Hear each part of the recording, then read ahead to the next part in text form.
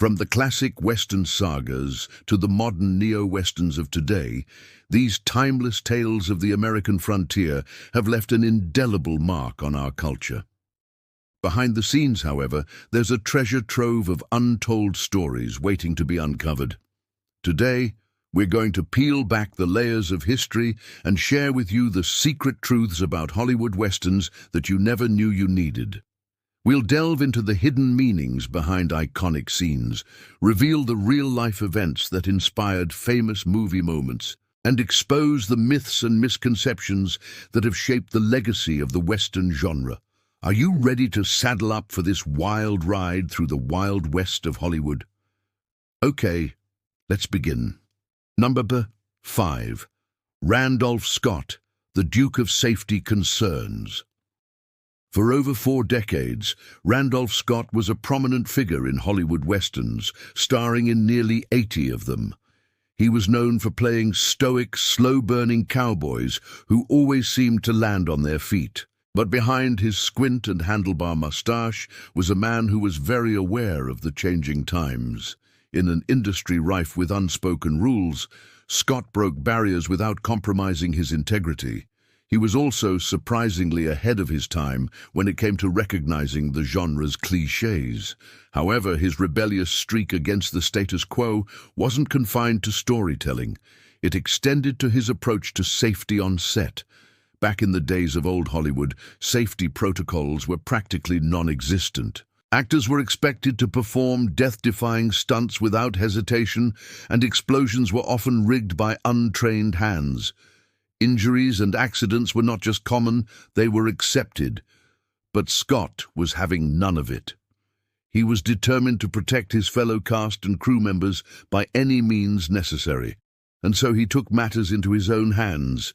He refused to perform dangerous stunts unless they were properly rehearsed and executed under the supervision of experts. He also advocated for better safety measures and pushed for changes that might have seemed radical at the time, but were in reality a step towards safer working environments for everyone. Talk about a trailblazer both on and off the screen. In an era when cowboys fell off cliffs without a second thought, Scott stood firm, refusing to risk anyone's life or limb. His actions were not popular with some producers and directors, especially considering that these elements were seen as the norm and sometimes even necessary for the sake of authenticity. But Scott remained steadfast, proving that it was possible to honor the spirit of the Western genre without sacrificing safety. He was a true pioneer, paving the way for generations of actors to come. Stay tuned for more behind-the-scenes secrets and the untold stories of Hollywood's greatest tales. The secrets of Hollywood Westerns are deeper than they seem. In a world where myths become realities and danger lurks around every corner, the legends of the silver screen come to life in ways we never imagined. Don't miss out on the next chapter of this cinematic journey. Number 6, John Wayne, the Duke of Decorum. While John Wayne might be remembered as the quintessential cowboy, his on-set behavior wasn't always as neat and tidy as his on-screen persona. Wayne was a man of strong beliefs and values, and he brought that same tenacity to his approach to filmmaking. But this often resulted in clashes with others in the industry who didn't share his views. Wayne was particularly vocal about his disapproval of certain curse words. To him, these words were more than just colorful language.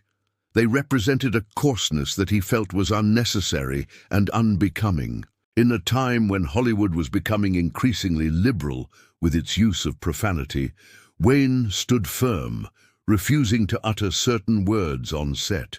He believed that such language was inappropriate and could contribute to a toxic work environment. His stance might have been seen as rigid by some, but it was a testament to the character of the man who was, after all, one of the most respected figures in Hollywood history. Wayne was a man of conviction. In a world where compromise was often seen as the key to success, he refused to waver on his principles.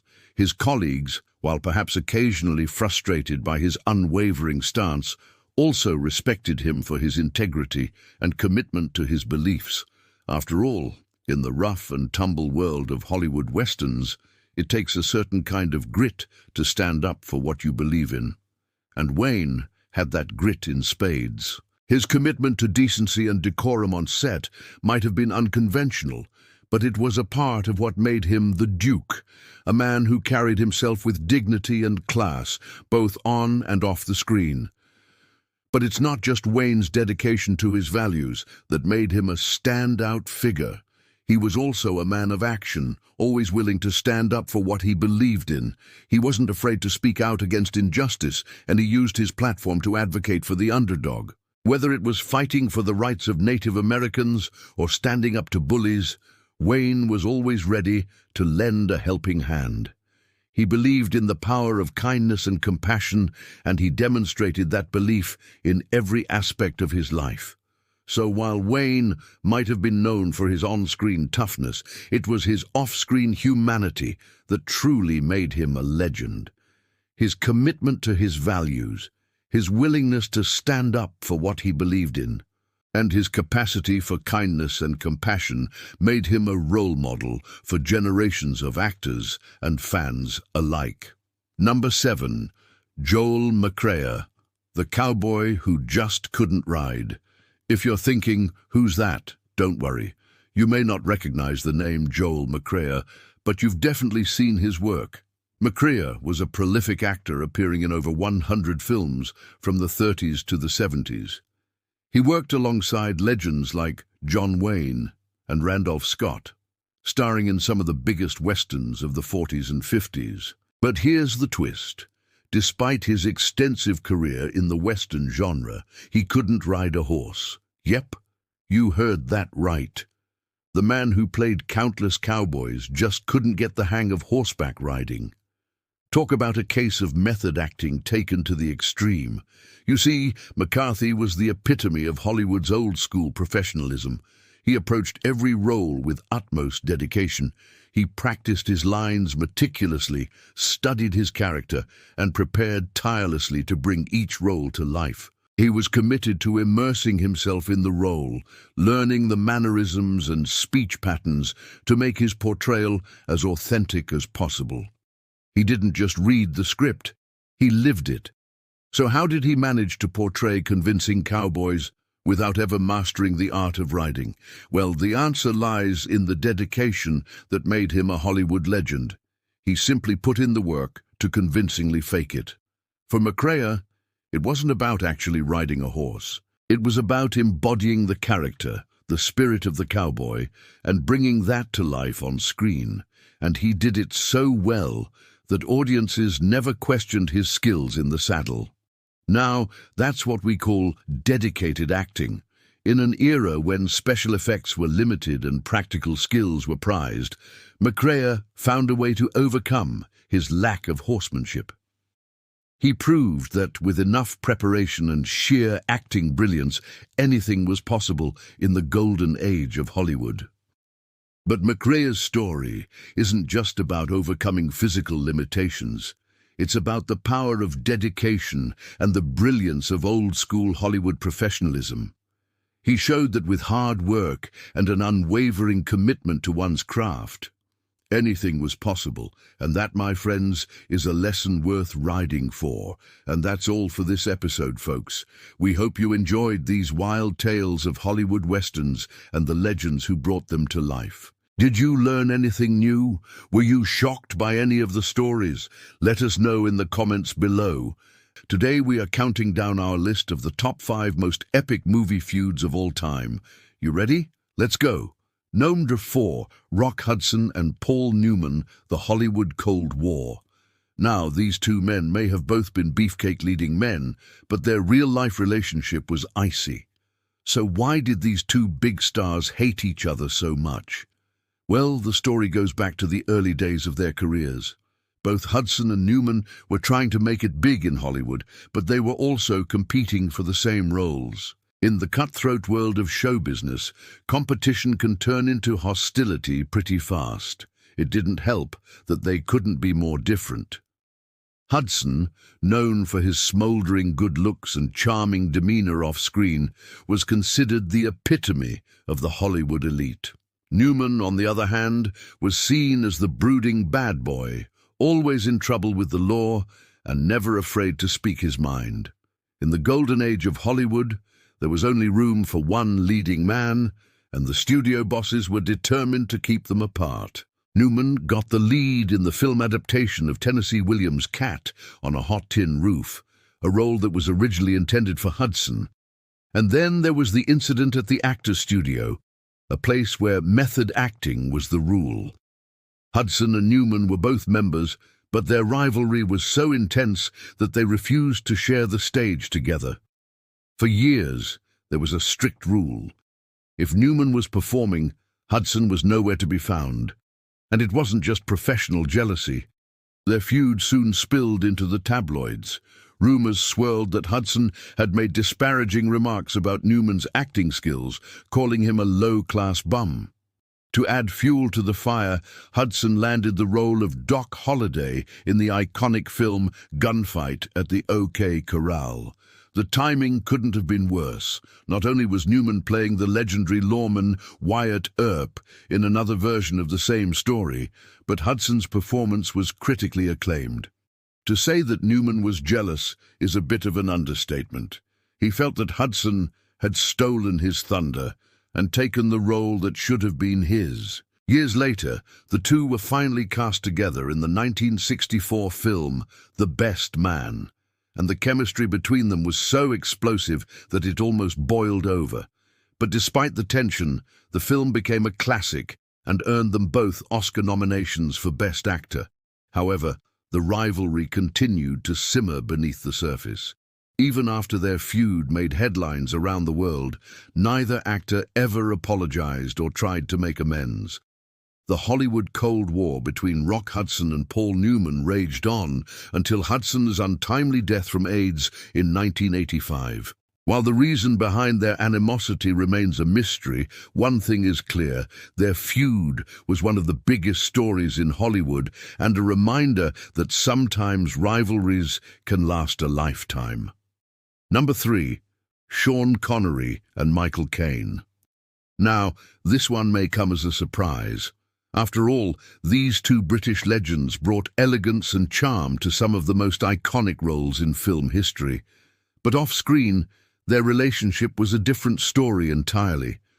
These two actors were chalk and cheese, and their differences eventually led to a bitter feud. As far back as 1972, Caine revealed how challenging it was to work with Connery on the set of the film, hinting that Connery could be difficult to work with.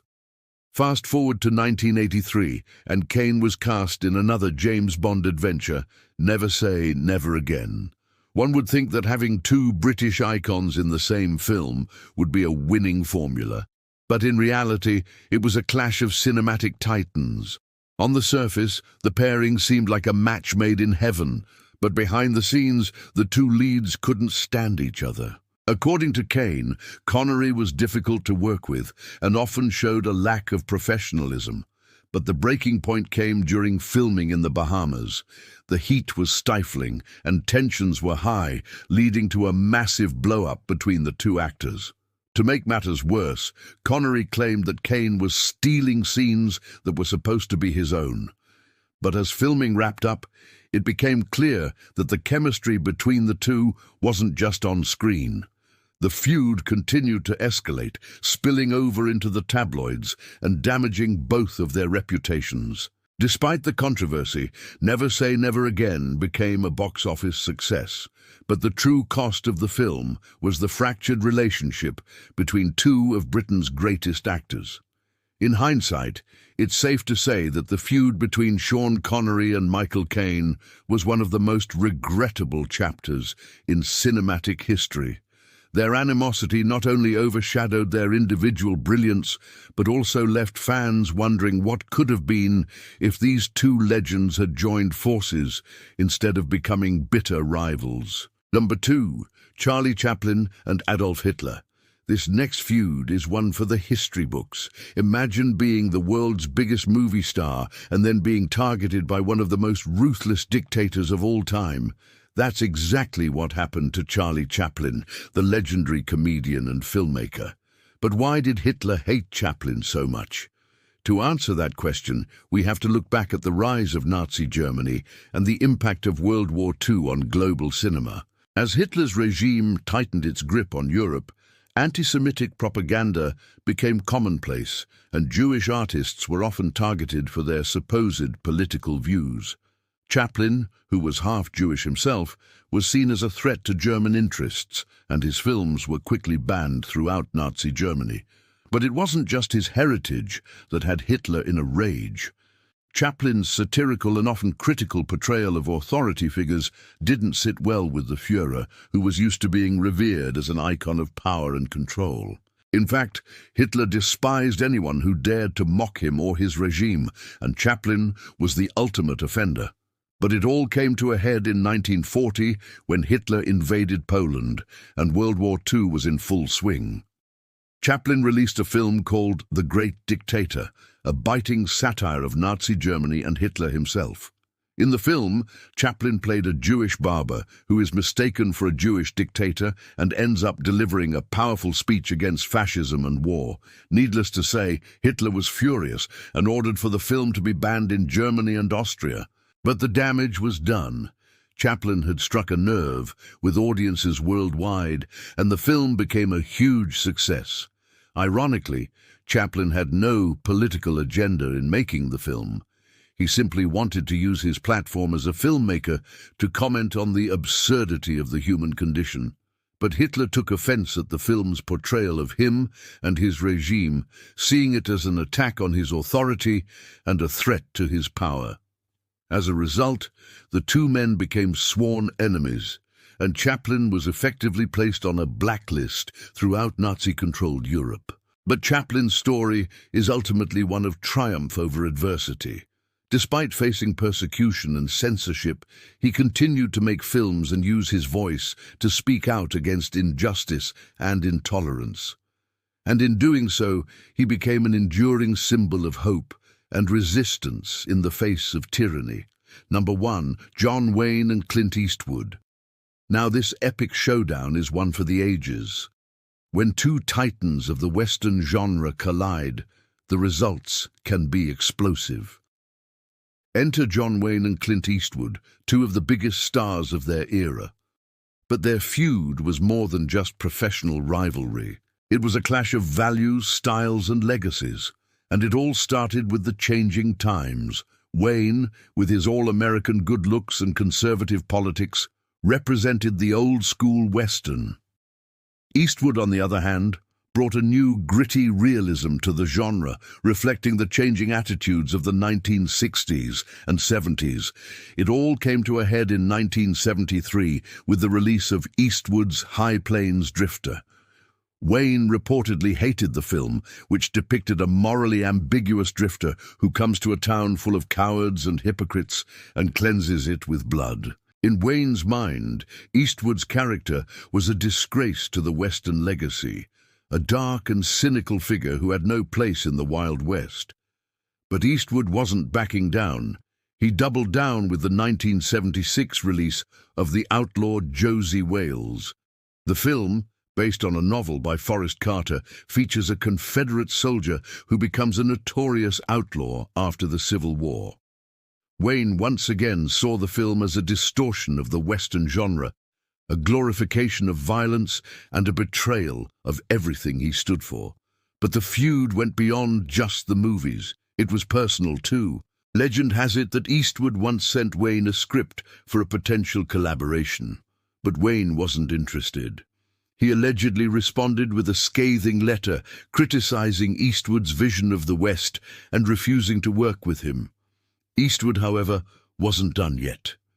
He sent Wayne one more script, hoping to break through the animosity.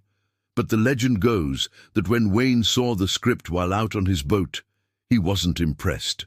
He allegedly threw it into the ocean in disgust. The message was loud and clear. John Wayne, the epitome of a morally confident post-war America, saw Eastwood's take on the Western as poison. But Eastwood's darker, more nihilistic vision was exactly what the new generation of filmgoers craved. And in the end, while Wayne might have been the king of the old school, it was Eastwood who ruled the future of the Western genre. And there you have it, folks, the top 5 most epic movie feuds of all time. Which one do you think was the best? Let us know in the comments below. And when you picture a cowboy riding across the dusty plains, who comes to mind?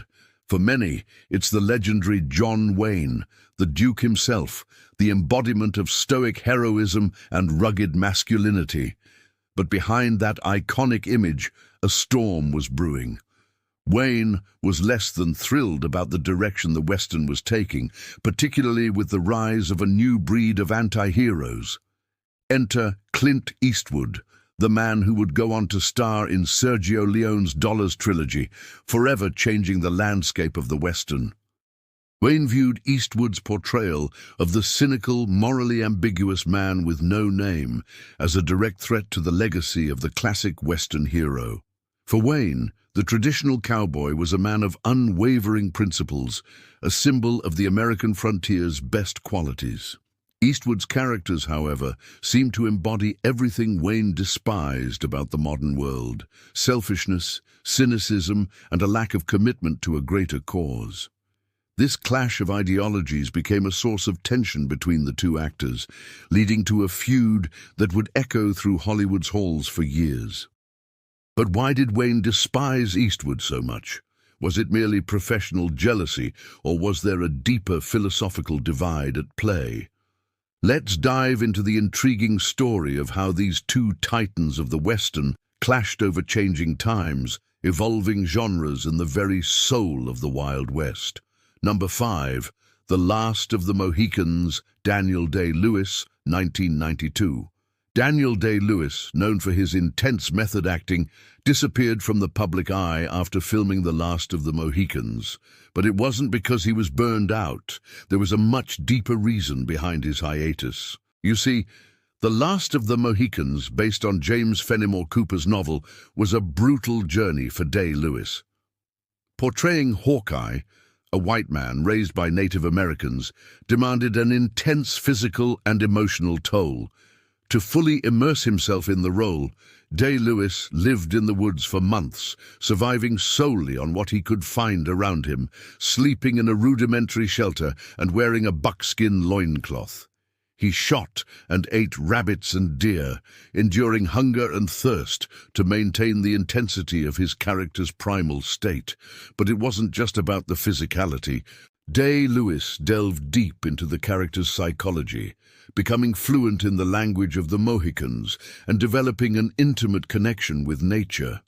His co-stars witnessed his profound transformation, noting his wild appearance, sun-baked skin, and the fact that he refused to use a razor during filming. Impressively, Day-Lewis continued to live as Hawkeye even when the cameras stopped rolling, making the distinction between character and actor disappear. Director Michael Mann observed Day-Lewis's dedication, recognizing that his approach went beyond the usual commitment expected of an actor. Yet it was precisely this level of intensity that led to Day-Lewis's decision to retreat after filming Wrapped. Having pushed himself to such extreme lengths, he needed to recover, to reintegrate into normal life before he could take on another role. In essence, Day-Lewis's disappearance was not an act of vanity or arrogance, but a testament to his profound dedication to his craft. His decision to withdraw allowed him to fully inhabit each character without burning out, ensuring that when he returned to the screen, he could do so with the same intensity and brilliance that had captivated audiences worldwide. Number 4. Tom Cruise, A Few Good Men, 1992.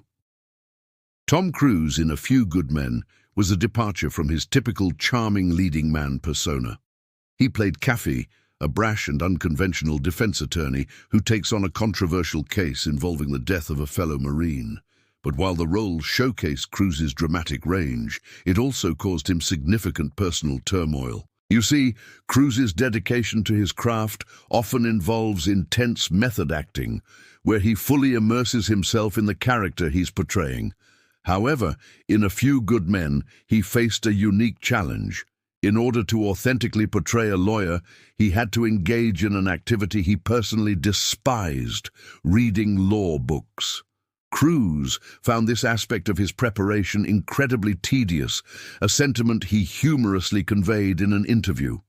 Despite the drudgery of studying legal texts, Cruise immersed himself in the role, adopting Caffey's mannerisms and speech patterns. He also drew inspiration from real-life lawyers, observing their courtroom demeanor and argumentative techniques. Additionally, Cruise worked closely with director Rob Reiner to ensure an accurate portrayal of a lawyer, paying attention to details like the way Caffey dresses and carries himself. Moreover, Cruise collaborated with Jack Nicholson, who played the antagonist, Colonel Nathan R. Jessup, to build chemistry between their characters. They engaged in heated debates off-camera, allowing their competitive spirit to influence the electric courtroom confrontations seen in the film. However, it was Cruise's personal opposition to the death penalty, which added another layer of complexity to his performance. Despite being against capital punishment, he portrayed a lawyer defending a client facing the death penalty. To reconcile this internal conflict, Cruise channeled his personal beliefs into Caffey's unwavering determination to prove his client's innocence, creating a nuanced and thought-provoking performance that resonated with audiences. Number 3. Marlon Brando, The Ugly American, 1963. Marlon Brando was a method actor par excellence. He brought raw emotion and startling realism to his roles, often drawing from his own life experiences to create deeply affecting portrayals. But in the case of the film The Ugly American, Brando's personal feelings towards the material led him to a drastic decision. The film, based on the non-fiction book of the same name, is a political drama that follows a group of U.S. diplomats in the chaotic backdrop of a Southeast Asian country. Brando played Homer Atkins, an idealistic young diplomat who grapples with the complexities of foreign policy and the challenges of living abroad. But Brando's dedication to realism went too far. As he dove into his character, he began to truly embody the struggle of adjusting to a foreign culture. Homesickness and a sense of alienation became his constant companions. Co-star Patricia Neal described Brando's transformation as remarkable, noting that he seemed genuinely unhappy and isolated, a stark contrast to his charismatic on-screen persona. Eventually, Brando's immersion in the role took a toll on his mental health, leading to an existential crisis that threatened to derail the production. Fearing for his well-being, the crew intervened, convincing Brando to take a break from filming. During his time off, Brando traveled to Europe, seeking solace and perspective. After returning to the set, he resumed his role with a newfound sense of balance, completing the film with a powerful performance that showcased both the character's internal conflict and Brando's own journey of self-discovery.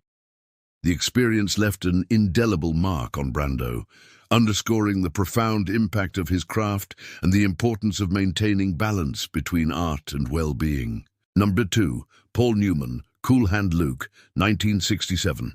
Paul Newman, the legendary Hollywood star, was renowned for his intense preparation and dedication to his craft, but his role as Luke Jackson in the 1967 film Cool Hand Luke was particularly challenging. The movie is a gritty drama set in the American South during the 1930s, where Newman plays a defiant drifter who is sentenced to hard labor as a chain gang prisoner. Newman's character, known simply as Luke, is a stoic individual who refuses to conform to the expectations of his captors. To prepare for this role, Newman underwent a rigorous physical transformation. He deliberately gained weight to appear heavier and more imposing. But this process proved to be more arduous than anticipated, leaving him feeling uncomfortable and out of shape. Despite the physical strain, Newman was committed to authenticity. He sported a shaved head for the role, further immersing himself in the character's rough and tumble existence. However, it was the film's director, Stuart Rosenberg, who truly understood the depths of Newman's dedication. Rosenberg recognized that Newman was pushing himself to the limit, both physically and emotionally, and he appreciated the gravity of what his star was undertaking. But it was during the filming of a particularly harrowing scene that Rosenberg witnessed Newman's resolve firsthand.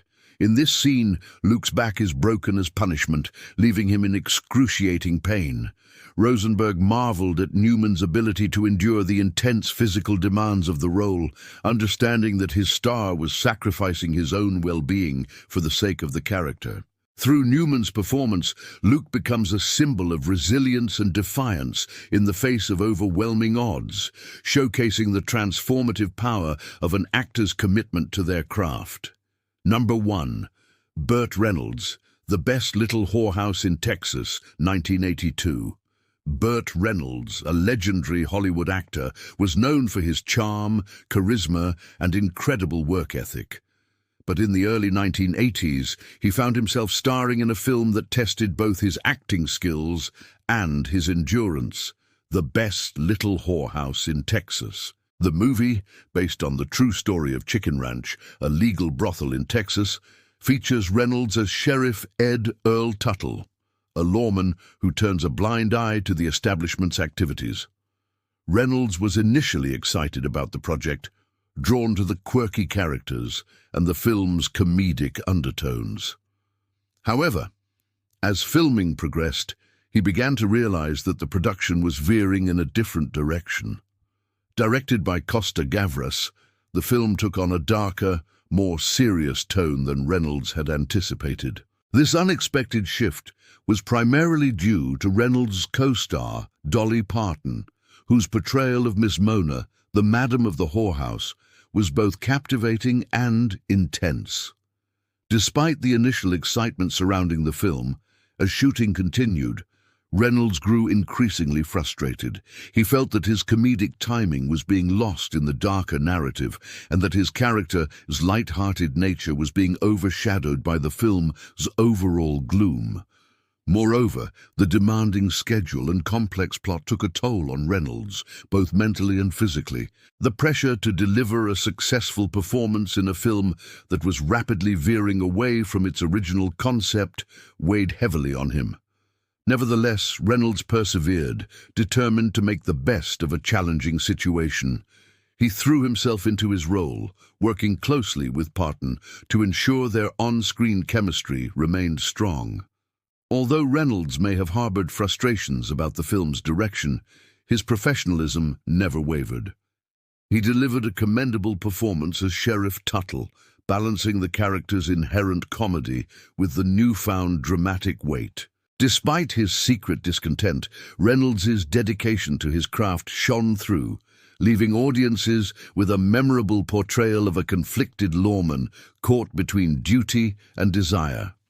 And now it's time for you to speak. Which actor's struggle surprised you the most? Why did they take on a role they secretly disliked? Share your thoughts in the comments below. And don't forget to subscribe to stay updated on our latest videos.